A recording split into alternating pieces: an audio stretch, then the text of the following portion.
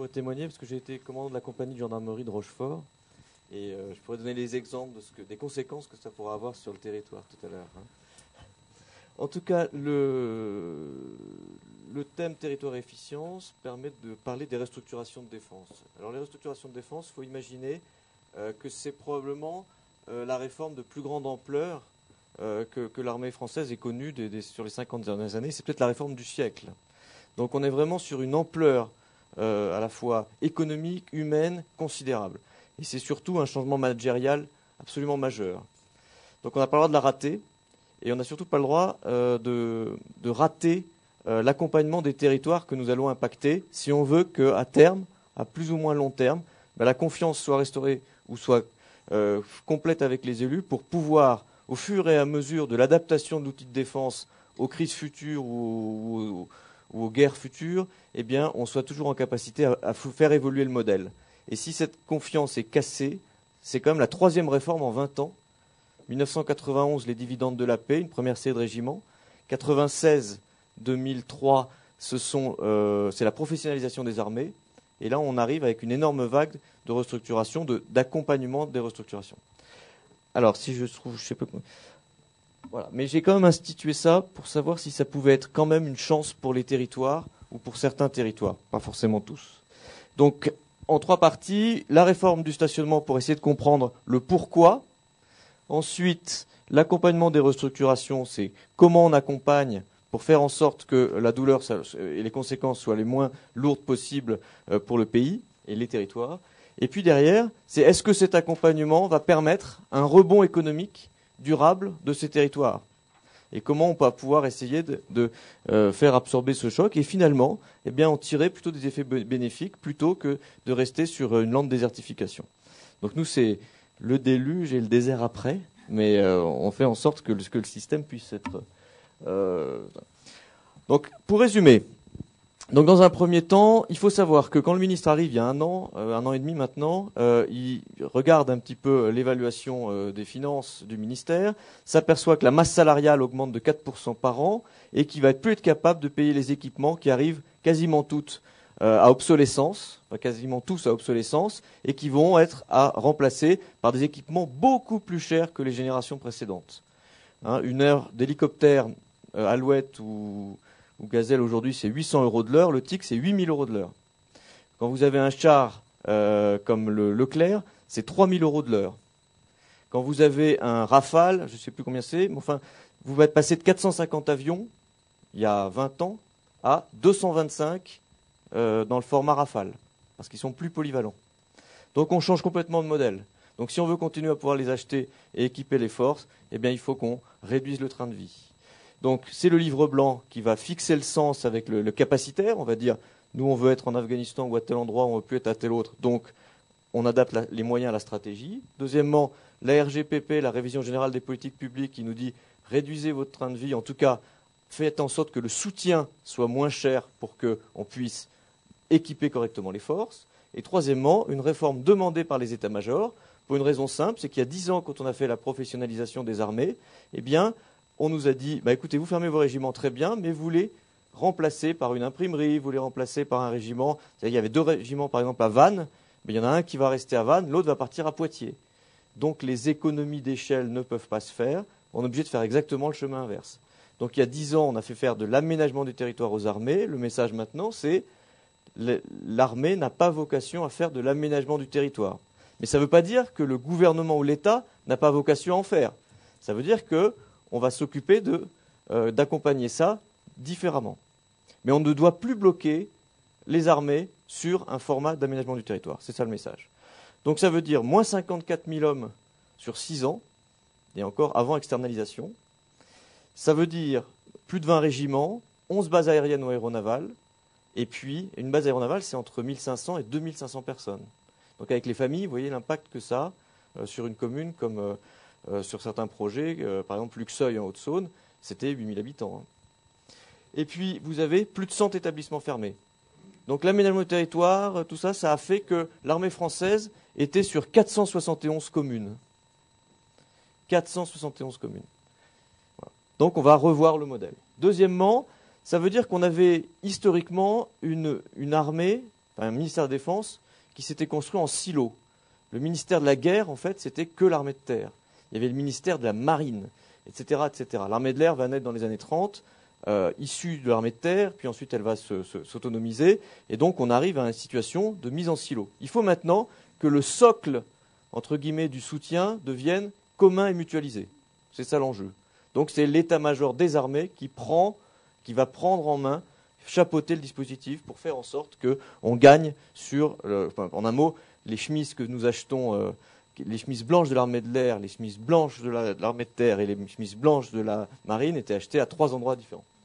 Et puis ensuite, un faisceau d'opportunités à saisir parce que quand on perd 54 000 hommes, ça veut dire que derrière, on dégage de la ressource pour les territoires, pour les entreprises, pour le secteur marchand et puis pour aussi les recruteurs potentiels qui sont en difficulté. Deuxièmement, ça veut dire aussi qu'on change le tissu économique, qu'on peut faire en sorte de faire amorcer un rebond du dispositif. C'est ça que je vais essayer de démontrer. Alors, bon, je vous l'ai expliqué. Donc, l'adaptation fait que quand on va faire la décision de professionnalisation des armées, on passe d'une armée de conscription à une armée professionnelle. C'est-à-dire qu'en fait, on prend les mêmes, mais on les paye plus cher. Aujourd'hui, on est obligé de revoir le modèle parce que on va rentrer en concurrence démographique avec les autres recruteurs. C'est-à-dire que la baisse démographique des jeunes va faire en sorte que nous allons tous nous battre pour avoir des gens pour pouvoir avoir nos personnels, que ce soit la défense, que ce soit la police, la gendarmerie et puis les hôpitaux. Donc on va être sur les mêmes tranches d'âge. Donc il faut être bon, il faut être concurrentiel, il faut être compétitif. Donc si je continue à avoir des garnisons où personne n'a envie d'aller parce qu'elles sont issues des stationnements face aux Allemands d'avant la guerre de 14, je ne suis plus aussi compétitif que ça, parce que leurs femmes ou leurs conjoints ne trouvent pas de travail, etc. Donc je suis obligé de faire en sorte de repenser le stationnement en fonction de la manœuvre RH, ou en tout cas de la politique de ressources humaines, pour récupérer, être près des gens qui sont à recruter, permettre une condition militaire satisfaisante, permettre le travail du conjoint, pour les fidéliser, pour pas qu'il y ait un cycle de turnover trop important. Donc c'est le processus de modernisation si se continue. J'ai professionnalisé les gens, il faut que je professionnalise les modèles d'armée pour être beaucoup plus efficace. Mais ça veut dire que je suis obligé de revoir le redéploiement territorial. Donc 4 points clés, 4 mots-clés autour de 4 axes. Mutualiser, c'est-à-dire construire de véritables soutiens intégrés interarmées.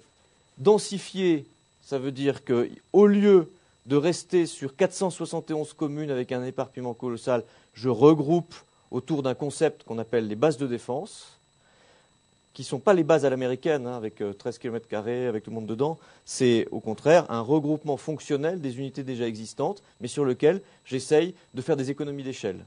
En un mot, quand j'ai 2 régiments, avant j'avais, dans une zone géographique proche, j'avais 2 secrétariats, 2 chancelleries, 2 messes, etc., etc. Il faut que tout ça soit rationalisé pour faire en sorte qu'il y ait un soutien commun et que les 2 régiments, les 2 chefs de corps de régiment, soient sur leur core business, c'est-à-dire soient sur leur métier de formation et d'entraînement aux forces, et pas à passer 80% du temps à faire de l'administratif. Donc on va créer un concept qui s'appelle la base de défense en tant que telle. Donc ça n'a rien à voir avec la base à l'américaine, hein, j'insiste. Interarmiser, ça veut dire qu'on prend une approche globale, et c'est ce que je vous ai expliqué tout à l'heure. Et enfin, externaliser, dans la mesure du possible, c'est de faire en sorte que tout ce qui peut être fait par le secteur privé ou par d'autres doit l'être. Cela dit, sans idéologie et en tenant compte des expériences étrangères. Parce qu'il y a eu beaucoup d'échecs, que ce soit aux États-Unis, au Royaume-Uni, voire en Allemagne, qu'on observe de près. Donc cette phase ne rentrera qu'en deuxième partie de la loi de programmation militaire. Voilà, c'est ça le stationnement des armées. Je pense que le dispositif est un peu est à revoir. Hein. 471 communes, on devrait d'ici 6 ans s'enlever de 100 communes. Alors, le concept de base de défense. Donc, ce qu'il faut bien retenir, c'est que la restructuration des armées, ce n'est pas les vides qu'on va faire. C'est d'abord les pleins qu'on va installer, c'est-à-dire les bases de défense autour d'une densification des unités. Je prends un exemple. Ici, le régiment de Bourg-Saint-Maurice, 7e bataillon de chasseurs alpins, très réputé quand on était dans un système d'appelés, pour les gens du coin, c'était une fierté, c'était une identité propre, etc., eh bien, 30% des gens ne veulent plus y aller ou sont forcés d'y aller pour une raison simple. D'abord, c'est loin, c'est très très loin des zones de recrutement, puisqu'on ne recrute pas ici, on recrute à Lille, ou à Lyon, ou à Marseille, mais enfin, plutôt plus à Lille d'ailleurs et à Lyon qu'à Marseille. Mais ça veut dire que ici, c'est beaucoup trop loin. Deuxièmement, le soutien du régiment se fait à partir de Lyon. Donc il faut déjà arriver à Chambéry, et puis on redouble pour arriver jusqu'ici. Troisièmement, vous savez quel est le prix du mètre carré dans la Haute-Tarentaise. Donc plus personne ne peut y loger. Voilà. Donc on est obligé de se dire, eh bien, on va le rapatrier sur Vars, près de Grenoble, où on a déjà un régiment. Il y avait déjà eu 2 régiments à l'époque. On en a vidé un pour des raisons de réforme. Il y a un état-major. On va mettre tout ça là. Donc ça veut dire qu'on va reconstruire. Donc on va densifier en reconstruisant. Ça veut dire qu'on ait une campagne d'accueil, de logement, de prise en compte du travail du conjoint et de scolarisation des enfants pour arriver à créer ces bases. Et donc, en tant que telles. Donc ici, c'est la carte des futures bases. A priori, elle sera encore moins nombreuse que celles qui sont présentes, puisqu'on est en train d'évacuer les petites bases de défense un peu isolées. Et en rouge, vous avez celles qui sont en cours d'expérimentation. Donc pendant 2 ans, on expérimente des bases interarmées, c'est-à-dire un bout de marine, un bout de DGA, un bout d'armée de terre, un bout d'armée de l'air, ou que de l'armée de terre, pour trouver un modèle qui puisse fonctionner et être généralisé. C'est ça la réforme des armées, c'est la création des bases de défense et un système interarmé, interarmisé des soutiens en tout cas. Alors quand on dit soutien, c'est l'administration générale, j'y passe très vite, et puis les soutiens communs. Donc tout ce qui n'est pas à faire par les régiments en un mot, ou par les unités. Donc soutien interarmisé, mutualisé, regroupé autour d'un chef qui sera le commandant de la base de défense. Et je le répète, les 2 patrons de régiment du coin n'auront plus qu'une seule vocation, c'est de préparer leurs forces le mieux possible à la guerre de demain et non pas à s'occuper de papier. Alors les restructurations, c'est ça. L'armée française, 60% de l'aviation de chasse se trouve dans le nord-est, issu historiquement de cette présence. 60%. Alors que les zones d'entraînement sont dans le Massif central et au bord de la mer. Donc rien que là, les avions perdent la moitié de leur potentiel pour aller rejoindre leur zone d'entraînement. Donc qu'est-ce qu'on fait? On ferme ces bases et on rapproche des zones d'entraînement pour éviter de perdre le potentiel. Je vous donne un autre exemple. 60% du transport logistique de l'armée française se fait entre Metz et Marseille, qui est le port de quasi tout l'embarquement militaire pour partir en opération, qui, je répète, est plutôt sur un arc au sud et au grand sud-est que sur le grand nord. Et donc, or, on n'avait que 2 régiments sur cet ensemble. Donc, on rapproche celui-là et on le met ici. On aura donc une capacité et on n'aura plus de transport à vide comme ça se faisait jusqu'à présent. Tout le renseignement de l'armée de terre, par contre, va venir ici pour faire une espèce de cluster autour des fonctions drone, acquisition photographique, radar, etc. On les met tous au même endroit pour qu'ils travaillent le mieux possible et non plus sur une dispersion. Voilà quelques exemples. Un autre exemple, l'hôpital l'école de santé des armées, il y en avait 2. Il y en avait une à Lyon, une à Bordeaux. Ça fait des années qu'on a construit à Lyon quelque chose de très grand pour le regroupement, qui n'a jamais pu se faire pour des raisons politiques. Et bien là, on arrive à regrouper l'ensemble sur Lyon pour faire là aussi des économies en tant que telles. Alors ça a une forte crise identitaire, parce que Santé Lyon, Santé Navale, c'était quand même quelque chose, Santé Bordeaux, je veux dire, c'était quelque chose d'important, mais là, on ne peut plus le faire. Et le souhait, c'était aussi de rapprocher les régiments médicaux, qui étaient sur la Valbonne et sur Metz, les mettre tous à la Valbonne, pour avoir une meilleure gestion hospitalière de l'aspect de toute la partie régiments médicaux. Voilà le principe. Donc les restructurations, vous voyez le tropisme nord-est. Vous imaginez les conséquences que ça peut avoir sur les territoires du nord-est. Donc il y a des territoires qui vont être des territoires densifiés qui nous disent eh bien écoutez, ça coûte très cher de voir arriver tous ces gens, etc. Vous devez nous aider. Et puis tous les autres qui nous disent vous voyez, vous êtes en train de nous désertifier, c'est la mort des territoires, et surtout dans le nord-est, qui est déjà fruit de l'histoire, fruit des guerres, etc., fruit d'une désindustrialisation sidérurgique et autres, etc., etc. Et bref, c'est une grande catastrophe. Voilà, donc il faut savoir que c'est aussi une énorme réforme sur le plan des ressources humaines. Donc je dois aller plus vite, mais enfin, ça veut dire que chaque année, c'est en plus des 30 000 qui quittent les armées par flux normal, c'est 8 400 qu'il faut, là aussi, sur lequel il faut retrouver soit du reclassement, soit une reconversion.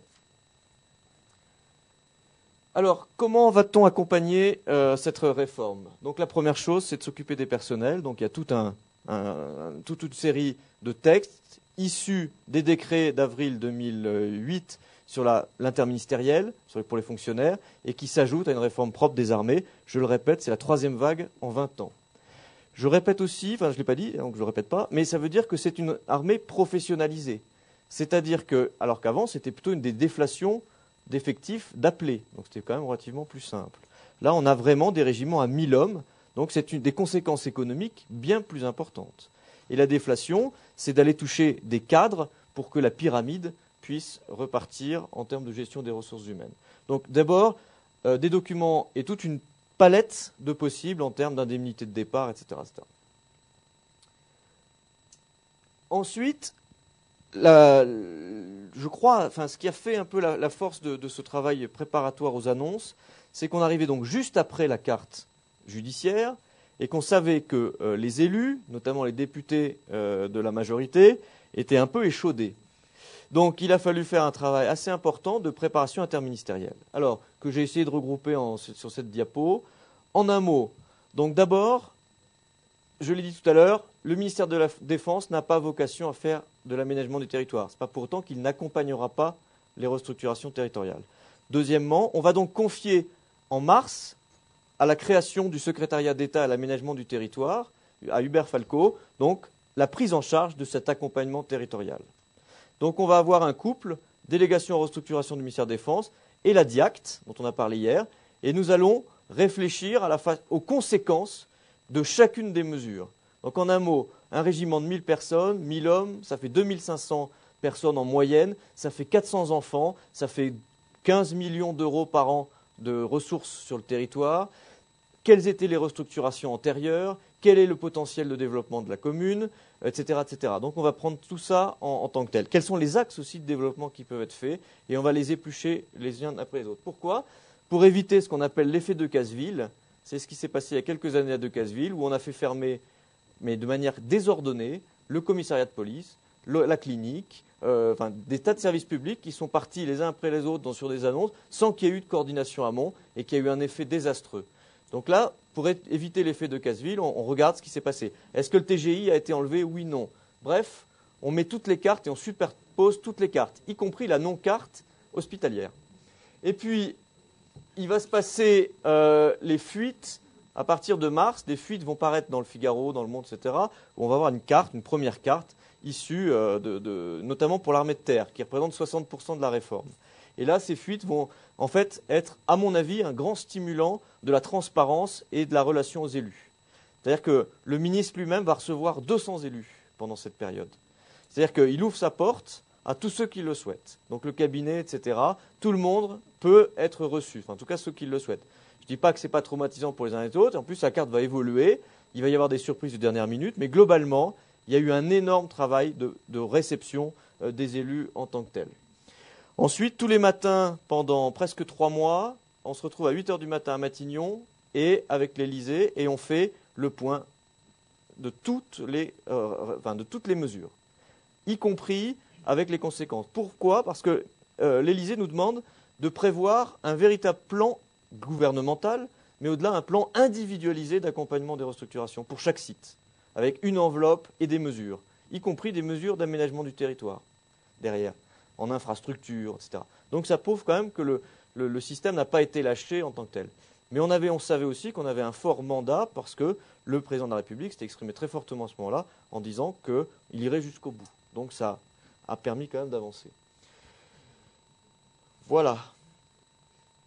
Alors qu'est-ce que ça donne? Ça donne un plan à 320 millions d'euros qui sont à 2 tiers financés par le ministère de la Défense et 1 tiers par l'interministériel et par la DIACT. Un fonds qui s'appelle le FRED, Fonds pour les restructurations de défense, que je gère, donc à peu près 200 millions, et puis le FNADT, le Fonds national pour l'aménagement du territoire, géré par le Premier ministre et la DIACT. On va le diviser en en une fusée à 3 étages.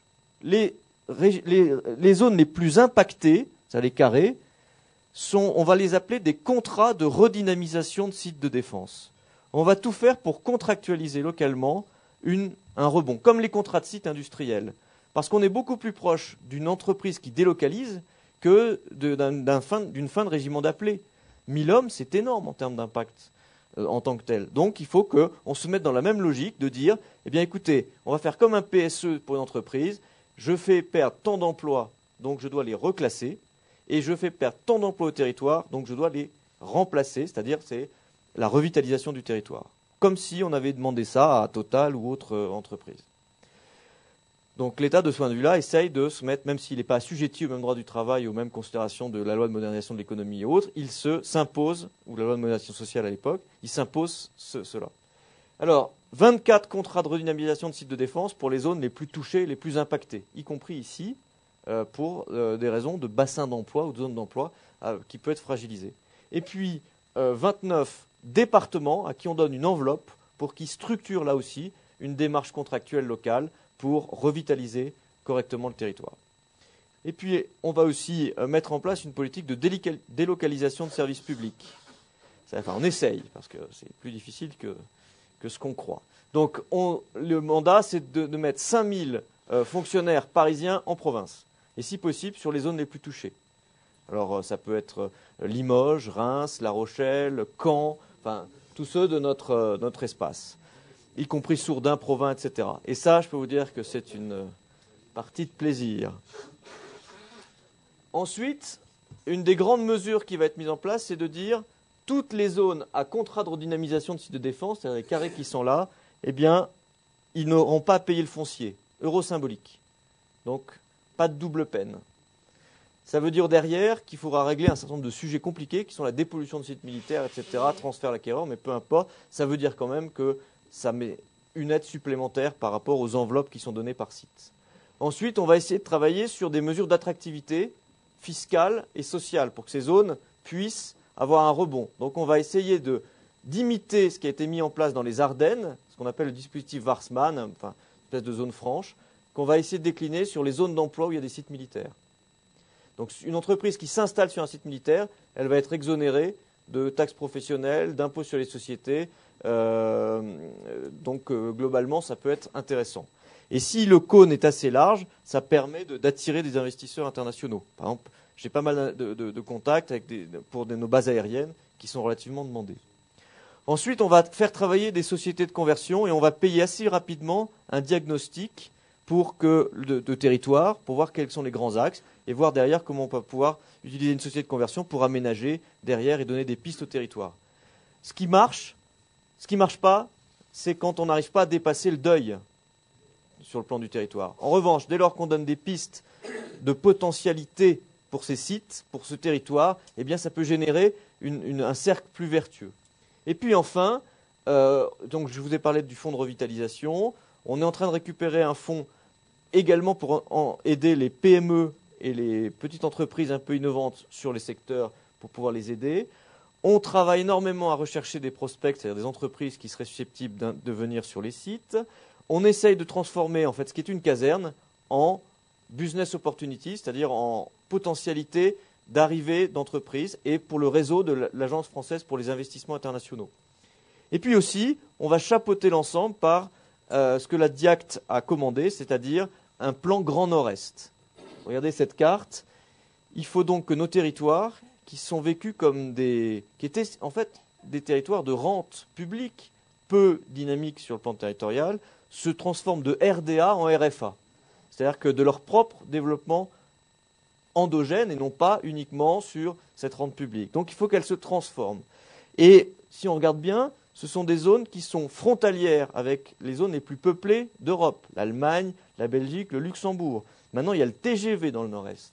Donc comment raccrocher tout ça dans une dynamique plus large d'infrastructures, de niches sur le développement durable, sur ceci, cela, et pas simplement sur un passé industriel qui est lui-même déjà largement passé.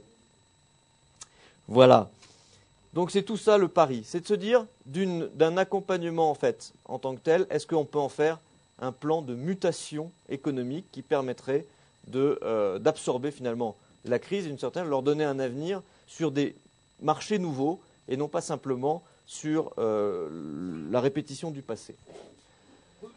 Alors ça amorce la démarche plus locale sur une chance pour les territoires. Si on veut regarder qu'est-ce qu'une restructuration de défense, c'est d'arriver localement à faire en sorte qu'il y ait une reconversion réussie du site militaire. C'est-à-dire, en un mot, c'est la hantise de la friche, quoi, en un mot, qu'on garde pendant des années en entrée de ville ou en centre-ville, qui s'effondre, qui est tagué et qui va vraiment faire des choses épouvantables.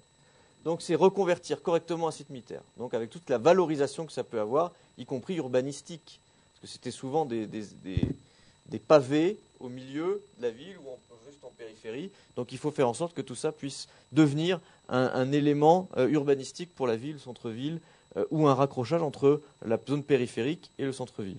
La deuxième, je vous l'ai dit tout à l'heure, c'est revitaliser le territoire, c'est de faire en sorte qu'il ait les éléments d'un rebond et que ça puisse servir avant, pendant et après. D'où le souci d'anticipation. Donc les comités de pilotage sont déjà en place pour des sites de 2012 parce que ça permet d'amorcer plus rapidement les choses. Et de faire en sorte, par exemple, d'installer des entreprises ou des services dès à présent dans le site militaire pour éviter avec un système d'autorisation temporaire, pour éviter d'avoir à attendre la fin d'activité militaire et puis les délais de dépollution, et donc de se retrouver avec un temps qui fuit plutôt que d'en faire un atout. Et enfin, c'est reconvertir et reclasser le personnel. Voilà. Donc pour moi, c'est ça une reconversion réussie, c'est quand vous arrivez à faire en sorte que les trois facteurs soient pris en compte à peu près globalement en tant que tels. Et pour arriver à ça, c'est une approche intégrée. Alors, vous ne verrez rien, peut-être sur la télé qui est derrière. Ça veut dire qu'il faut mettre en place une gouvernance locale efficace, et c'est le comité de pilotage d'un contrat de site. Vous avez le préfet, les élus, les chambres consulaires, les forces vives, les syndicats d'ailleurs, militaires, enfin, pour les civils, qu'on met dedans, et tout ça autour de la table pour pouvoir fonctionner et amorcer la période des 3 à 5 ans d'un contrat le plus efficacement possible. La deuxième, c'est d'assurer la conversion du site, la revitalisation du territoire et l'accompagnement des personnes. Donc ce que j'ai demandé, c'est que partout où il y a des contrats de redynamisation, il y ait 3 groupes de travail qui se constituent, un groupe économique, un groupe reconversion militaire du site, enfin reconversion du site, urbanisme, et un groupe RH d'appui à la reconversion et au reclassement de ceux qui ne souhaiteront pas retrouver des débouchés dans d'autres unités de la défense, mais qui préfèrent rester sur place. Pourquoi ? Parce que, 1, ils ont acheté, 2, leurs femmes travaillent, et donc ils n'ont aucun intérêt à repartir au bout de la France, et ils veulent absolument être fixés. C'est le cas des civils. Un régiment, c'est 40 civils, il y en a à peu près 4 qui partent. Hein. Tous les autres sont à reclasser localement. Vous avez des engagés qui sont de plus en plus de recrutement local, donc ils ne voudront pas partir. Et je le répète, il y a eu un frein à la mobilité des militaires ces dernières années, qui ont plus acheté, donc qui sont plus fixés. Et puis il y a eu du recrutement local des engagés volontaires, notamment dans l'armée de l'air, qui a toujours eu ça. Et donc ça veut dire qu'il faut trouver les pistes de solutions localement, en plus de la manœuvre RH dont je parlais tout à l'heure. Et ça peut être une opportunité formidable pour les entreprises du coin, ou pour des services publics qui n'arrivent pas à recruter dans certaines zones. En Haute-Marne, par exemple, il y a des trous, des vacances, même s'il y a les RGPP non-remplacement de 1 sur 2, il y a des trous partout. Donc ça va être comment faire en sorte qu'il y ait une bonne adéquation entre ces anciens militaires ou ces civils de la défense et le tissu économique ou public local. Bon, je ne reviens pas dessus, c'est la structuration des comités de pilotage et le truc. Pourquoi faire ? Donc, comité de pilotage, ça veut dire, vous avez mandat, enfin, en un mot, Hubert Falco, ministre de la Défense ou nous, on le dit, c'est pas nous qui allons faire le développement à votre place et vous plaquer une espèce d'offre étatique vue d'en haut. Nous allons accompagner votre projet de développement du territoire en vous donnant une enveloppe financière, mais surtout une capacité d'ingénierie. Et on va essayer de faire en sorte que le cône d'accompagnement que je vous ai présenté tout à l'heure, soit des mesures fiscales, des mesures d'ingénierie, des mesures économiques, etc., de recherche de prospects, rencontre le projet venant d'en bas d'animation du territoire. Voilà. Donc c'est vos projets territoriaux que nous allons accompagner et non pas l'inverse. Et ça donne une vraie liberté de manœuvre au terrain et aux acteurs. on ne sera pas regardant sur le pourquoi du comment, si ce n'est qu'on sera exigeant sur les perspectives d'emploi créées. C'est ça qui sera le critère déterminant du dispositif. Alors après, c'est l'imagination au pouvoir. C'est-à-dire que moi, ce que je ne veux pas, c'est des recyclages de piscines, des recyclages de ronds-points, enfin, des trucs que l'État n'a jamais pu, dans le cadre du contrat de projet État-région, n'a jamais pu financer ou n'a jamais voulu financer et qu'on nous remet. Ce qu'on veut, c'est qu'il y ait une contractualisation autour de allez, on va dire 5 à 10 millions d'euros que va donner l'État. Autour de ça, il faut associer la région, le département, les agglos, pour qu'il y ait un effet de levier local considérable, pour que ça puisse vraiment déboucher sur des potentialités réelles. Tiens, ça y est, ça commence à marcher. J'ai presque fini.